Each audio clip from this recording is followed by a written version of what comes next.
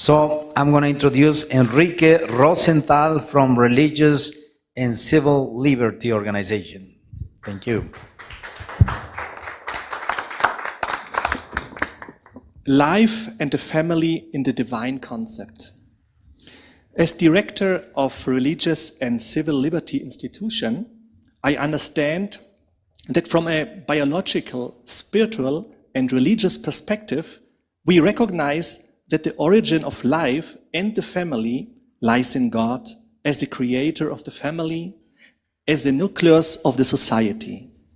Life can only exist and continue biologically in the original concept of couples, formed by the only two existing and different sexes, male and female. Spiritually, the right to live from birth to the last breath and the originally family design goes beyond a human right, because it is in its original essence a divine right, because the creator of life wanted it so. Living in the context of Christian countries, although their governments are secular, it is necessary to protect the life and the family design of the creator of life, recorded in the Bible. Both abortion and unions of same-sex couples are practices far from the original divine plan, which result in death and make life impossible due to the absence of procreation. As a pro-life activist with an international prophetic ministry, aware of the principles of God that are expressed in the Bible, I observe with concern and from a spiritual and religious point of view that the United Nations organizations follows a global agenda in favor of homosexuality, abortion, and of a perverted sexual education of children. I think this is also a very important subject that we have to fight against. In this way, the United Nations works in favor of death and moral decadence and against life and the family as the nucleus of society. It is important to mention that in my understanding, as with my apocalyptic prophetic ministry of the Bible describes the United Nations also with a symbol of a dragon, which would arise on the earth as a global power, and not all of their objectives and goals are positive. It was also a power symbolized by a dragon in ancient times who wanted to kill Jesus as soon as he was born through the slaughter of children carried out by King Herod of Rome. The character of the dragon has not changed.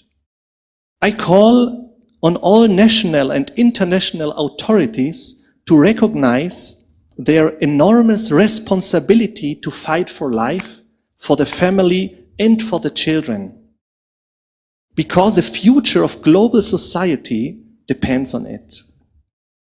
We must also take care to maintain the government secular with a firm separation of church and state, to maintain the religious freedom of all the inhabitants so that they can follow their dictates of their conscience, in order not to fall into the unfortunate medieval errors when religion directed politics and religious laws were decreed and there were persecutions of those who thought differently.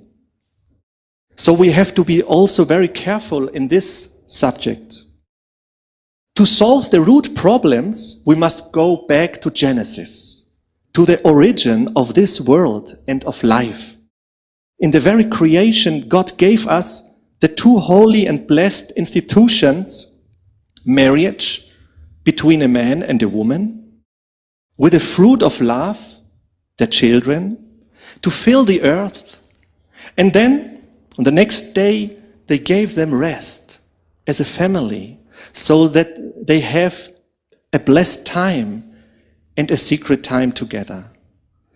All this happened before, concerned their biblical description, sin entered to this world. And these institutions had an eternal purpose. Our Creator has a beautiful message for us, always from darkness to light. We find it in creation itself, when darkness covered the earth and God said, "Let there be light." We find it also in the daily rhythm, when He said it was evening and morning one day. And we find it again at birth, because life is conceived in deep darkness, and then the baby comes to light. But as a consequence of sin, things changed and concepts were overturned to oppose the principles. In our generation today, there are movements that abuse the symbol, the biblical symbol of the Creator, the rainbow with the 7 colors, as an eternal pact with humanity and life. And they made a rainbow with only 6 colors and in the reverse order of colors. We are a family with the same origin, and we all come from the union of one man and one woman. And all of us are here because our parents decided not to abort us. God bless Guatemala, God bless the president of this country, and also the pro-life movement in all the world. Thank you. Thank you very much, Enrique Rosenthal.